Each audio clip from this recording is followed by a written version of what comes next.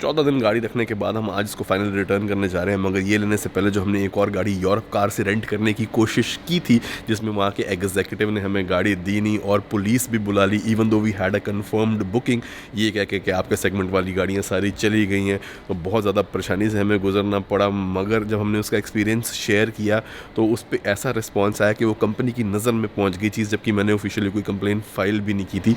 वो सब हुआ कैसे वो मैं आपको बताता हूँ। और कंपनी ने हमको ईमेल के थ्रू रिस्पॉन्ड किया यूरोप कार ने और अपोलोजाइज़ किया, और उसके ईमेल की सारी डिटेल्स, वो अब क्या कर रहे हैं, क्या सिचुएशन है, और इसको भी हम वापस करने जा रहे हैं, यूके से निकलने लगे हैं, वो सब आज की वीडियो में डिस्कस करते हैं।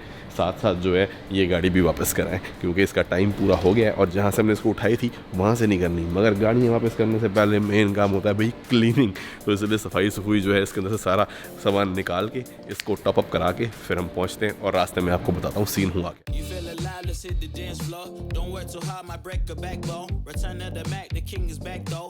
Corvette and cash, I never lack those. She saw the stone, you know how that go.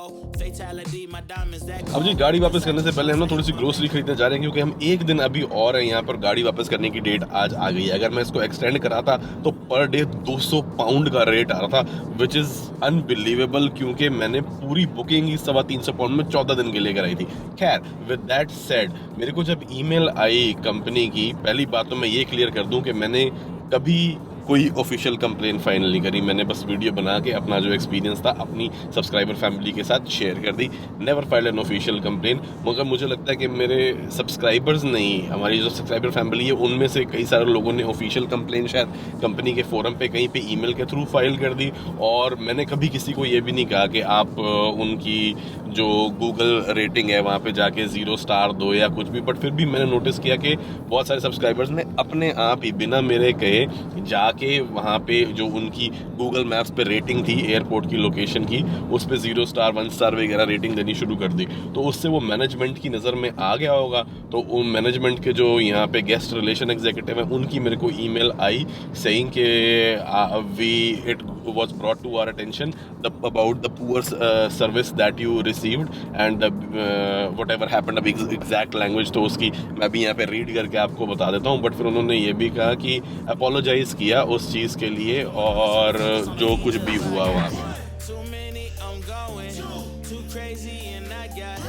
ये लगे हुए हैं जी जो डायनामिक स्पीड मीटर होते हैं, बताते हैं। अभी इसके ऊपर 40 की आ रही है, अब आपको दिख नहीं रही होगी क्योंकि एलईडी में काफ़ी आगे आ गया। ये जो ऐसे 40 फ्लिकर मार रहा है ना, ये असली में नहीं मार रहा है, ये सिर्फ कैमरे पे मार रहा है, क्योंकि फ्रेम रेट एलईडी का अलग है।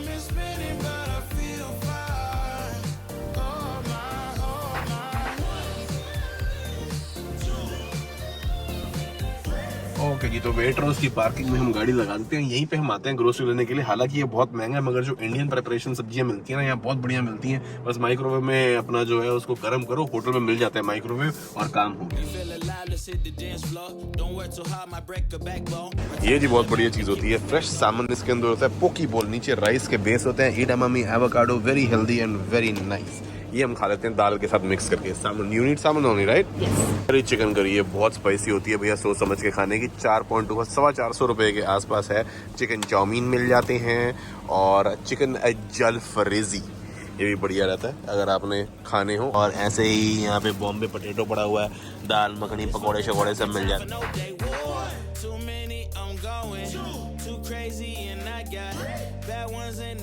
आधी टंकी फुल करा के देनी है ना, वरना जो वो रेट लगाएंगे 1 लीटर का, मान लीजिए आधी टंकी है, अब इसमें 10 लीटर और डल सकता है। मार्केट का रेट है 1.6 यानी कि 160 रुपए। अगर जब वो रेट लगाएंगे तो वो लगाएंगे 4 पाउंड का यानी 400 रुपए। तो इसलिए नुकसान बड़ा हो जाएगा, खुद ही पेट्रोल भर के टंकी फुल करके जाएगी।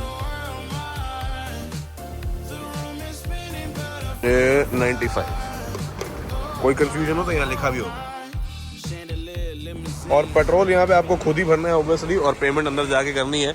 मगर यहाँ पे ना मशीन्स में कनाडा की तरह ज्यादातर प्री ऑथ वाले नहीं मिलते, आप भर लो फिर अंदर जाके पैसे दो।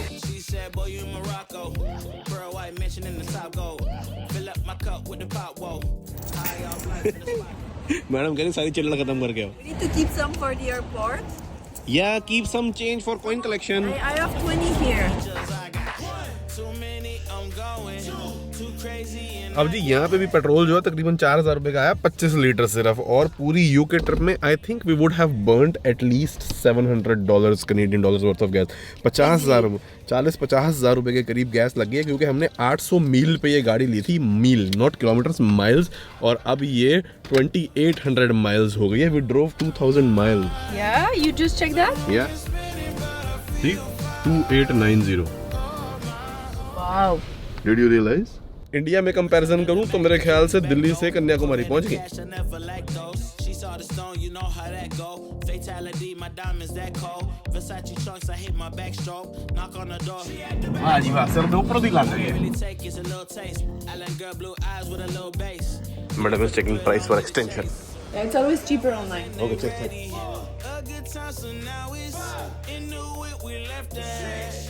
बाबू जी, ये कार रेंटल कंपनियों को तो मेरे को धंधा कई बार समझ ही नहीं आता कि ये किस तरीके से करते हैं। इतनी सरप्राइजिंग और शॉकिंग चीज़ें हैं ना। अब मैंने 13 दिन के लिए गाड़ी रेंट की थी 368 पाउंड में, मगर हमने we tried calling them again and again to see if we can extend for 2 more days, क्योंकि हमारी जो फ्लाइट की टिकट है वो यहाँ से 2 दिन बाद है। मैंने आपको बताया था मुझे कल थाने भी जाना है, इसीलिए तो उस तब ये हमको प्राइस बता रहे थे 200 पाउंड्स पर डे। मैं गया उनके पास बोलने के लिए, तो उन्होंने कहा कि आप तो एक तो पहले तो हीथ्रो पे आए हो, आपने गाड़ी दूसरी जगह रेंट की थी, तो उसके लोकेशन चेंज चार्ज आपको 40 पाउंड्स पे करने पड़ेंगे। हमने कहा विच इज़ फाइन, क्योंकि अगर हम वहाँ गाड़ी रिटर्न करके टैक्सी में वापस आते तो भी उतने लग जाते। देन मैंने कहा चल ट्राई मार कर देख लेते, लेट्स ट्राई। मैं कहा what if we extend the car for 3 more days? They said about 25 pounds a day. मेरा दिमाग घूम गया कि पहले 200 पाउंड मांग रहे थे, but if we book a new car today also right now online, the price is like 200 pounds a day. Yeah. Too many, I'm going. Too crazy, and I got. बस जी गाड़ी लेके वापस चले, फिर मैं आपको डिटेल में बताता हूँ कि जो उनकी ईमेल क्या आई और उसको हम क्या जवाब देंगे। In the whip, we left that. Can't remember anything, but I know we got lit. Good times.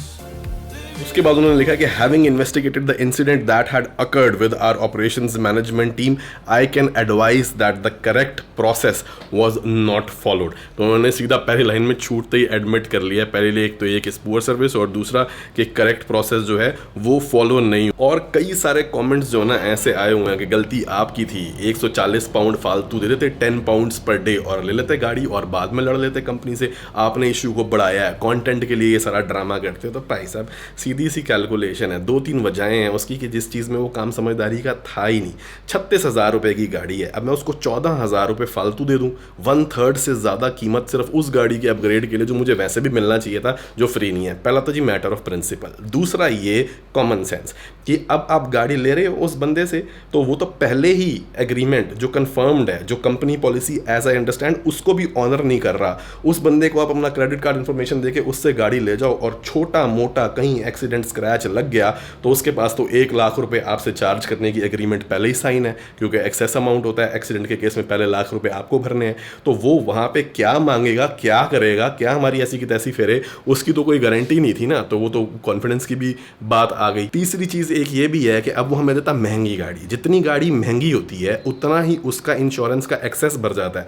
इस केस में तो हमको एक्सीडेंट के केस में पहला 1 लाख रुपए भरना पड़ता, मगर हमें गाड़ी मिलती और महंगी तो वो 2 से 3 लाख रुपए के बीच में भी जा सकता था, वो रिस्क भी बढ़ जाती है। तो इसलिए वहां से गाड़ी लेना और महंगी गाड़ी लेना कोई सेंस बनती ही नहीं थी। और ये कि भैया फैमिली को खामखा तकलीफ दे दी सिर्फ कंटेंट के लिए, बात को लंबी खींच दी, ऐसा कुछ नहीं है। सारे डिसीजन हम वहाँ साथ बैठे हुए थे और सारे के सारे शॉक्ड थे कि भाई ऐसा हो कैसे सकता है, ऐसा कैसे कर सकते हैं। तो it was a combined decision of the entire family कि ये काम अब नहीं करना। एंड एज अ व्लॉगर मेरी भी ये रिस्पॉन्सिबिलिटी है कि कोई ख़राब इंसिडेंट भी होता है तो उसको भी जो है दिखाया जाए, और अगर गलती मेरी ही होती जैसे कि बहुत सारे लोग जो हैं कह रहे हैं, तो फिर कंपनी मुझसे माफ़ी क्यों मांगती। और आप इसे इस तरीके से देखिए कि मान लीजिए आपने ट्रेन की टिकट बुक कराई है 3 टायर AC की, 24 घंटे की आपकी ट्रेन राइड है। अब उस ट्रेन राइड की आप कंफर्म टिकट लेके जाओ और आपको बोले जी सॉरी आपको तो टिकट मिलती नहीं, ये वेटिंग लिस्ट नहीं, कंफर्म बुकिंग की बात हो रही है, और रिजर्वेशन भी नहीं है। रिजर्वेशन और कंफर्म बुकिंग में फ़र्क होता है, ये प्रीपेड कंफर्म बुकिंग है। तो इसमें आपको बोले कि अब जी आपको ये टिकट तो नहीं मिलेगी, आप एक काम करो, 2 ऑप्शन है, या तो चलो आप चेयर क्लास में कि कुर्सी पे बैठ के जाओ 24 घंटे के सफ़र में जिसमें AC भी नहीं है, तो हम आपके जो है 36,000 में से 6,000 रुपये कम कर देते हैं या 16,000 कम कर देते हैं। तो आप जाओगे, क्योंकि आप तो चाहते थे ना कि भाई कमर तो सीधी कर सको, लेटते हुए सोते हुए तो जाओ, 24 घंटे बैठ के तो जा नहीं सकते। हमको जो वो गाड़ी दे रहे थे वो तो Fiat 500, उसके अंदर मैं, मम्मी और 5 बैग कैसे पूरे आ सकते थे। या फिर दूसरी ऑप्शन आपको ये दी जा रही है कि 36,000 की टिकट के ऊपर 14,000 रुपये और दो, 50,000 की होगी ticket, which is more than 1/3 the cost, और वो पैसे दे के फिर आप 3 टायर में चला जाओ जिसमें कोई खास डिफरेंस नहीं है, जो आपको चाहिए भी नहीं थी। तो भैया आप क्यों करोगे वो काम। और बहुत सारे कमेंट्स ये भी आते हैं कि कंपनी के पास राइट टू रिफ्यूज़ल होता है। हाँ जी बिल्कुल होता है, वो चाहे तो अपनी सर्विस ना प्रोवाइड करें, मगर उसके लिए कोई रीज़न तो देना चाहिए ना। और इन भाई साहब ने रीज़न क्या दिया था कि आप रूड हो रहे हो मेरे साथ, आपने कैमरा निकाल लिया मेरे ऊपर, तो इसलिए मैं अब आपको गाड़ी नहीं दूंगा, your reservation has been cancel. हमसे बिना पूछे उसको रिफंड कर दिया और कैंसिल कर दिया।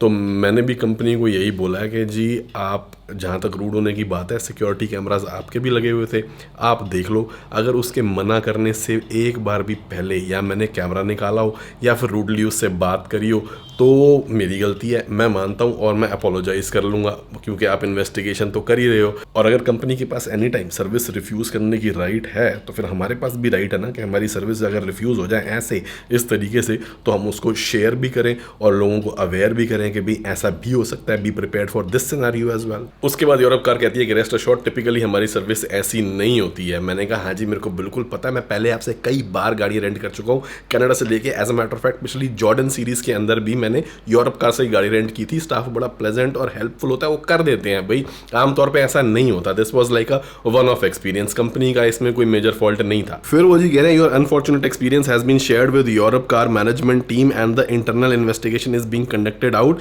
जिसकी जो वो कह रहे हैं कि I am unable to disclose the outcome of that investigation, कि भाई होगा क्या उसके नतीजे में वो तो हम अभी आपको बताने में सक्षम नहीं है। और ये कह रहे हैं कि अगर आपने उस टाइम भी हमको अप्रोच किया होता तो हम सेम अटेंशन और प्रायोरिटी से डील करते इस मैटर को जैसे कि हम आज कर रहे हैं। तो बेसिकली उनके कहने का मतलब ये हम पे इतना दबाव आ गया इसलिए नहीं कर रहे, हम वैसे भी करते, which I think might have been true. क्योंकि हुआ ये था जी, अब उस टाइम पे एक तो मैंने उनको ये कहा कि आप जो अपनी कंडक्ट कर रहे हो इसके अंदर मेरी फैमिली का तो यही मानना है कि जी गलतियाँ होती रहती हैं, and if that person is genuinely apologetic and we can make sure कि आगे किसी के साथ ऐसा व्यवहार ना हो या सिचुएशन ना आए, तो हमारी तरफ से माफ़ी है जी, कोई बात नहीं, आप कोई स्ट्रिक्ट एक्शन मत लीजिए। दूसरी चीज़ जी, उस टाइम ईस्टर वीकेंड था, पौना घंटा फ़ोन पे वेटिंग चल रही थी हर तरीके की कस्टमर केयर पे पहुंचने की। तो हमने उस बंदे को कहा कि भाई हमारी अपनी किसी मैनेजर से, सुपरवाइजर से, किसी से बात करा दे, क्योंकि फ़ोन पे तो हमको पहले ही पता था कि बहुत टाइम लग रहा है। तो उसने कहा मैं ही मैनेजर हूँ, आई एम द मैनेजर और आई एम द सुपरवाइजर, मेरे से करो जो करनी है बात। फिर वो बात वहाँ ख़त्म हो गई, फिर हम क्या डील करते किसी के साथ। एंड लास्टली उन्होंने ये कहा कि भाई आपके जो खर्चे हुए हैं आप हमें रिसीट भेज दीजिए, जो भी आपको ऑल्टरनेट प्लान बनाने पड़े होंगे, चाहे वो अब मतलब उनका यही है कि होटल के, टैक्सी के, जो भी आपके उस दिन के खर्चे हुए हैं। और दूसरा उन्होंने ये भी कहा कि जो हम आपको गाड़ी का रेट दे रहे थे, अगर ऑल्टरनेट गाड़ी दूसरी आपको लेनी पड़ी हो और वो महंगी पड़ी हो तो आप हमें इनवॉइस भेजिए, जो डिफरेंस था वो हम आपको रिफंड कर देते हैं कि भाई हमारी तरफ से आपको गाड़ी ठीक नहीं मिली। तो मैंने उनको रिप्लाई में मैंने कोई रिफंड नहीं मांगा, मैंने बस उनको ये बोला है कि जी आप लोगों ने इस चीज़ को कंसिडर किया और आप एक्शन ले रहे हो, and as long as you are making sure कि आगे से ऐसा किसी के साथ ना हो, हमें रिफंड नहीं चाहिए, इतना किया, यही बहुत।